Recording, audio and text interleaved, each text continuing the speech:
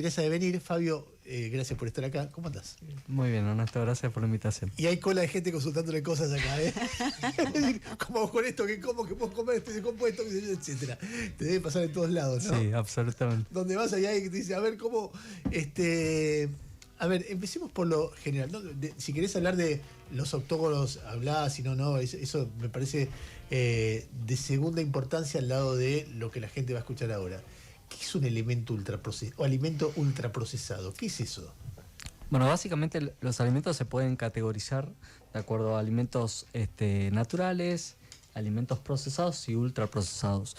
En general, los alimentos naturales y procesados son los que en realidad convienen consumir. Ya los ultraprocesados son aquellos alimentos que no proveen ya la matriz nutricional original. Entonces, son alimentos que empezaron con la industrialización, luego de la Segunda Guerra Mundial, donde son alimentos que venían preparados para calentar y comer por la facilidad, y durante décadas se utilizaron, y esto fue quizá el puntapié, junto con las bebidas azucaradas, de la pandemia de sobrepeso y obesidad que hoy tenemos.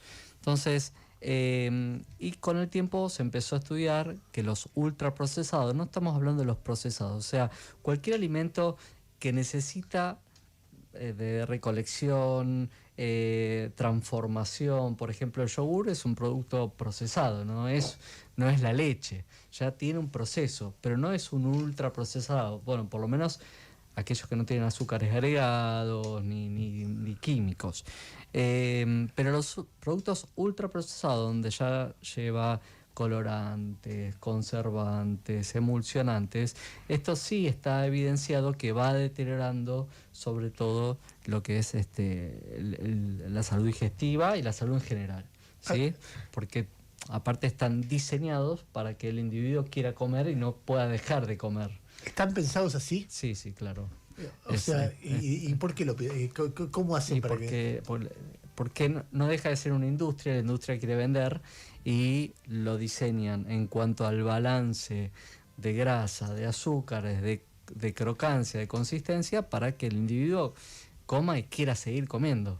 Pero ¿está estudiado qué es lo que a vos al comerlo te da ganas de seguir comiendo? Sí, se llama bliss point. O sea, es un punto en el que el individuo quiere comer y no puede dejar de comer. O sea, los alimentos hay muchos alimentos demonizados, ¿sí? El azúcar está demonizado, el gluten, si quiere, está demonizado.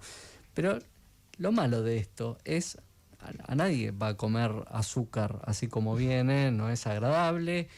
Comer harina tampoco es agradable. El tema es que es la palatabilidad, la combinación con el azúcar, la grasa, la sal. Todo eso hace que ese bliss point hace que la gente quiera comer y no pueda dejar de comer. Pero hay muchos estudios que dicen que en el cerebro te provoca, claro, el mismo efecto que la cocaína, no sé. Bueno, es un poco exagerado, porque también se dice el azúcar como la cocaína. No es así, pero sí hay una estimulación en el centro de placer que te reproduce un estímulo. Por eso nos fuimos acostumbrando a consumir infusiones cada vez con más azúcar, y en un momento reemplazamos el azúcar por edulcorante. En realidad lo que tenemos que hacer es bajar el nivel de dulzor para que no sea ese círculo vicioso que te lleva a querer, claro, consumir cada vez más. Por eso también las bebidas azucaradas en su momento se empezaron a consumir de una forma enorme, y la gente consumía cada vez más, y ahí vino el sobrepeso y la obesidad. De hecho, pienso en el shock de azúcar, cuando de repente comemos una torta o algo, como que no sé, el cerebro se estimula de alguna forma, que incluso tenemos, más allá de lo que produce internamente, digamos, hay como una energía que incluso se nota. Claro. Ahí es donde vienen los excesos. Pero bueno, es complejo.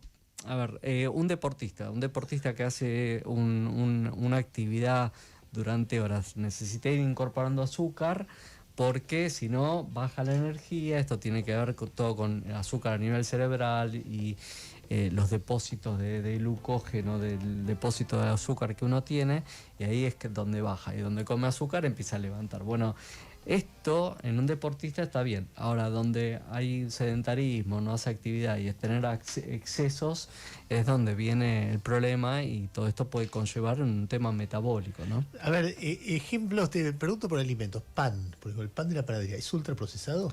No, no es un ultraprocesado, no es digamos, es harina, sal, agua, algunos le ponen azúcar, bueno, a ver. ¿Y por qué ahora está de moda como algo más sano el pan de masa madre?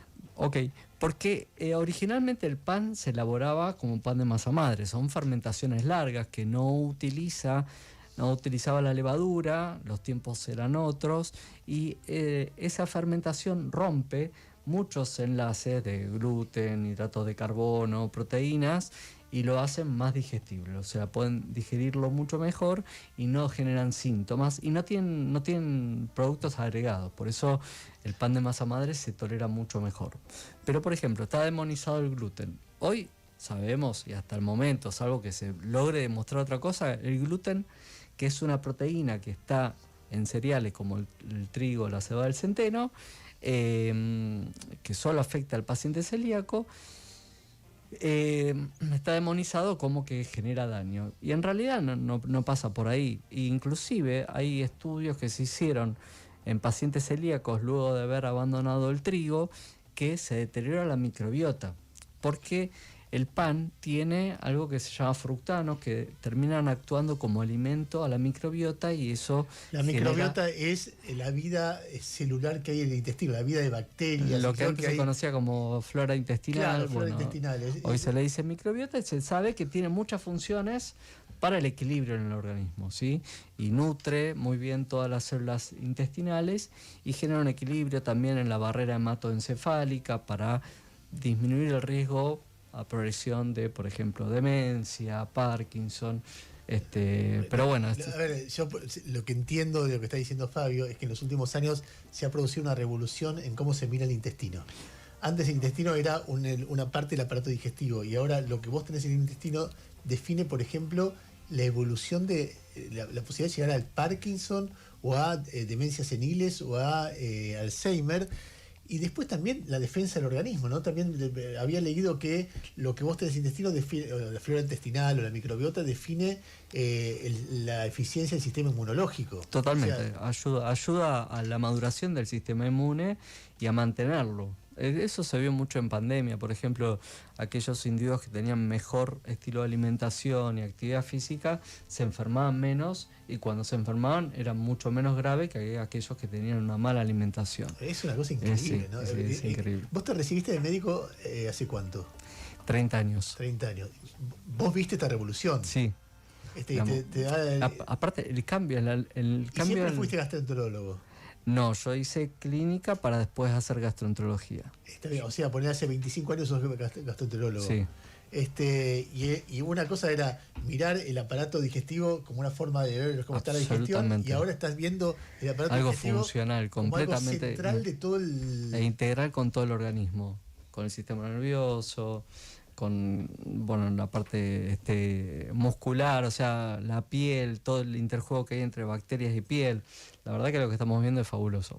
En las últimas décadas, quizá, digamos, en el momento que uno pudo secuenciar genes, pudo hacer la secuenciación de las bacterias, virus, parásitos que están en el intestino y a partir de ahí se empezó a entender funciones como síntesis de vitaminas, de ácidos grasos cortos de cadena corta como el butirato, que es un fenómeno, una sustancia que protege, que nutre, después neurotransmisores, todo esto se genera a partir de la microbiota, por lo cual es apasionante. Estamos hablando con un médico muy importante, yo lo siento como una persona cercana, pero de verdad vos ves la cantidad de información, de pasión, de investigación. No vemos que les preguntar. Vos, en tu vida personal, ¿cambiaste algo de tu alimentación a partir de todo el conocimiento de los últimos años? Sí, modifiqué. O sea, reduje el consumo de alcohol. ¿Redujiste de cuánto a cuánto? Y reduje, a ver, no te puedo decir exactamente cuánto tomaba, pero te puedo decir que una copa de vino por día tomaba y hoy tomo una vez por semana una copa. ¿Una copa, no más que eso? Sí. ¿Nunca 2 copas? Sí, puede ser. Hasta 3 copas por semana se puede, pero reduje el consumo. Reduje la cantidad de consumo de azúcar. No es que no consumo azúcar, sino reduje el consumo de embutidos, ¿sí? Reduje la cantidad de carne roja. Y después no reduje mucho más, o sea, no modifiqué gran Pero y cosa. respecto de alimentos ultraprocesados, que yo, galletitas... Sí, en su momento, hace décadas, por ahí consumía más ultraprocesado, Pastas. galletitas, pastas sí consumo. Digamos, pan, pasta, cuando consumo. vas a un supermercado, todo parece ultraprocesado. Todo lo que está envuelto en paquete, plástico claro. es ultraprocesado. En realidad lo que hay que hacer es hay que leer un poco. Hay que leer un poco la etiqueta. No es que si está envasado es ultraprocesado. Hay Claro, un yogur muy está buenos envasado, yogures claro. que están envasados. Y obviamente también decir, ¿Pero qué le dice la etiqueta? Pues no dice ultraprocesado. no, digamos, cuanto más componentes, más emulsionantes, colorantes y todo eso, lo transforman en ultraprocesado. Pero, por ejemplo, una Donde- gelatina. La gelatina en general, bueno, la gelatina es proteínas de desechos animales y si es sin sabor, prácticamente no tiene mucho Pero más, sí es un si proceso, es pero sí tiene frutilla, colorantes. naranja, eso es colorante. Obviamente tiene O colorantes. sea, gaseosas no, definitivamente no. Las gaseosas no son una recomendación. Ahora, tampoco el extremo, es decir, si no somos tan diferentes. Todos hemos crecido consumiendo golosinas y juguitos saliendo de... Claro. Y estamos acá, ¿no? Claro. El tema es si alguien va a consumir una hamburguesa, un paquete de papas fritas, no está cometiendo un pecado. El tema es no ir a los extremos, ni un extremo ni otro, sino lo importante es la base de la alimentación. ¿En qué se basa la alimentación? ¿En qué es el promedio todos los días? Si hay verduras, si hay frutas, si hay cereales, si hay frutos secos, si hay semillas, si hay carne roja periódicamente, carne blanca, pescado, comer hamburguesa, comerse una papa frita, tomar una cerveza. Nadie va a morir absolutamente por hacer esto esporádicamente. Obviamente hacerlo todos los días sí, pero y comer un fiambre cada tanto no es lo mismo que comer fiambre de base todos los días. ¿Sí? Fiambre, cualquier fiambre. Todos los fiambres hoy son considerados cancerígenos. La mierda. No, pensaba en esto de que, digamos, cuando hablamos de esto, nada, de estos menús o de la posibilidad de que tenemos de restringirnos o no, o de hacerlo siempre o no, siempre hablamos como de adultos. Cuando hablamos de los niños, de las infancias, digamos, qué alimentación, más allá de que siempre que sea sana es mejor, digamos que, pero que en un menor, sea aprendizaje por una cuestión física, incluso del cuerpo, digamos, qué ingredientes o qué... Es más magro la nena de claro. 2 años. No, pero ¿qué hace bien? ¿Qué sí definitivamente sí? ¿Y qué es necesario? ¿Qué es importante? ¿Y qué no? Es una buena pregunta y una pregunta muy amplia. Porque también a veces, por eso hay que tratar de evitar la perfección, porque la perfección roza con el trastorno de alimentación claro. y eso se puede fomentar también en los chicos. ¿Está Sí. bien? Entonces, el tema es cómo crecimos culturalmente y a qué estamos acostumbrados. Por ejemplo, el asado no es un buen alimento, pero ¿quién nos va a sacar culturalmente el asado? ¿No es un buen alimento? No. Digamos, de la forma de cocción, no. La carne quemada. Quemada, ahumada, no es. Ay, el ahumado es espectacular. Lo más rico es el ahumado. Bueno, igual Bueno. ahora hay como líquidos o polvitos. Bueno, es lo mismo, Pero- lo mismo. Ah, tampoco. No. Oh, la puta. Bueno, culturalmente crecimos con esto. ¿Quién nos los va a sacar? Nadie. Sí. Ahora, si lo Yo cada vez que consumimos, hablo con él también trató de hacer trampa, pero si lo hago de tal manera, no, olvídate, está mal. si lo consumimos de forma moderada, ya la cosa cambia. Entonces, con los niños es lo mismo. Crecimos todos yendo a cumpleaños consumiendo ultraprocesados. Chisitos. Sí, ahora igual cambió en los cumpleaños. Bueno, Están porque implementando hay más saludables, conocimiento. Porque hay más conocimiento. Y esto, digamos, los chicos lo veían como un premio. Entonces, tratar de modificar eso sin a rajatabla, decir, no consumas esto, no. O sea, ir educándolos, mostrarles con el ejemplo también de nuestra alimentación, porque si obviamente nos van a ver consumiendo Claro. bebida azucarada todo el tiempo o alcohol, ellos van a imitar y lo van a hacer.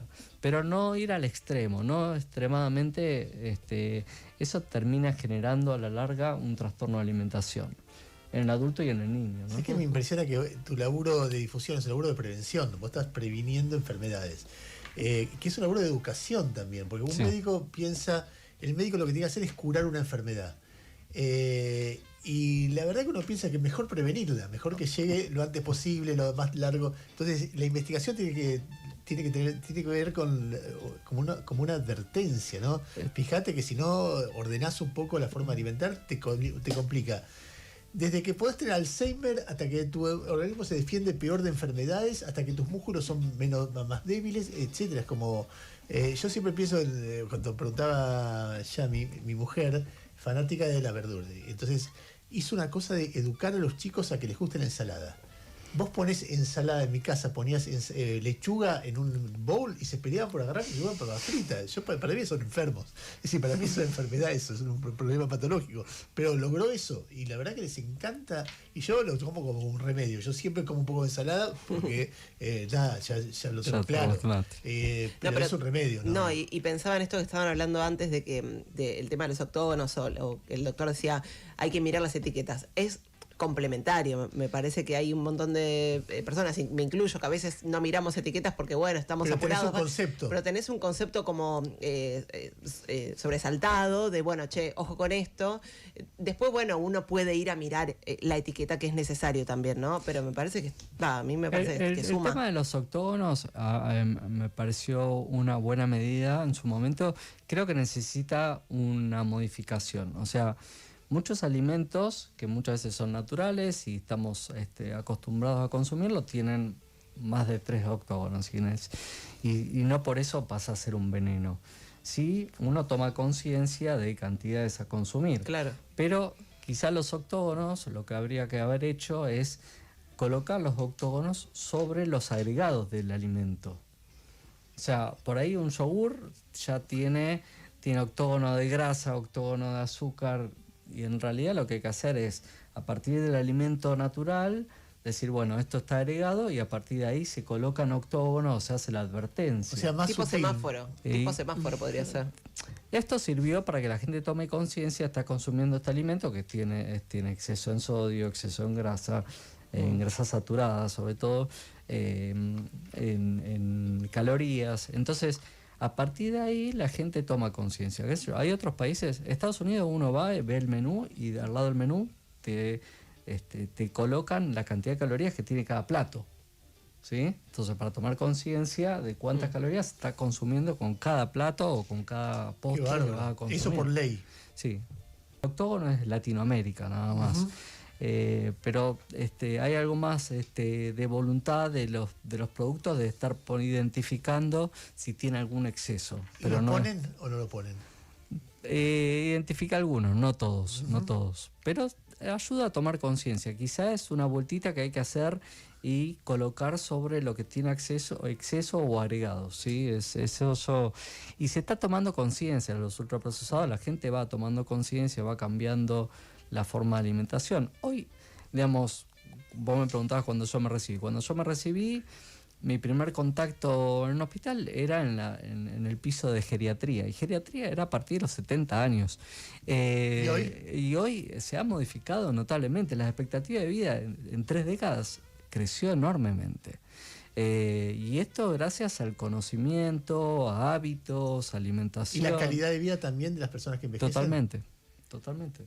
¿Y hoy geriatría es a partir de qué edad? Y hoy, 80. sí, por lo menos 80 creció. Estamos hablando de pocas décadas. Qué bárbaro. Sí. ¿Alguna pregunta más?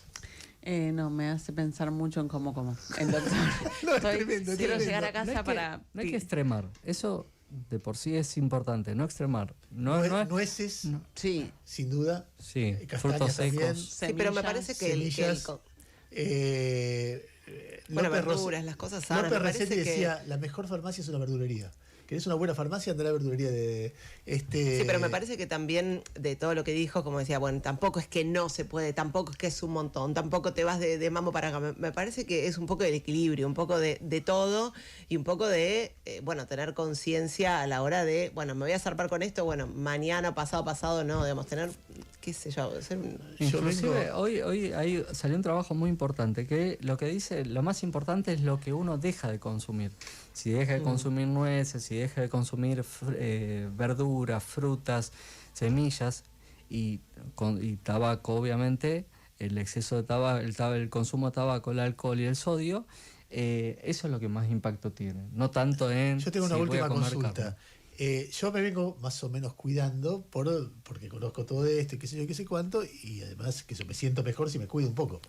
Pero el otro fin de semana, el 25 de mayo, voy al Chaco y dije, bueno, ahí me van a llevar de comida, me relajo. Y me relajé en general, tomé un montón, el locro fue tremendo. Y estuve una semana descompuesto. O sea, el costo de nada, de decir alto. que venga lo que venga, va a ser siempre una semana. Pero una No semana creo, no creo. que no podía, o sea, una cosa que en un momento lo llamé a Fabio y le dije, escuchame, ¿qué hago? Y hacé tal dieta, no comas nada prácticamente. Le digo, pero no puedo huevo duro. Bueno, huevo duro sí.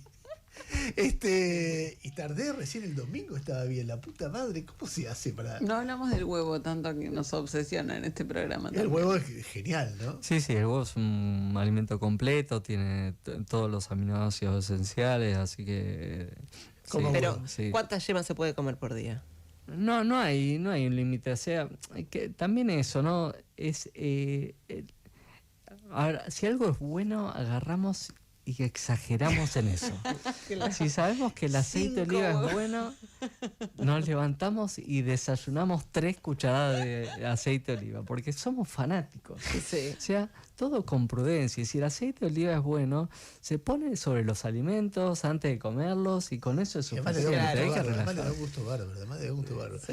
Fabio Nachman lo encuentran en Instagram. Quieren más consejos, ahí hay consejos, pero todo el tiempo. El concepto básico es sencillo. Hay que cuidarse en algunas cosas, no de marcar.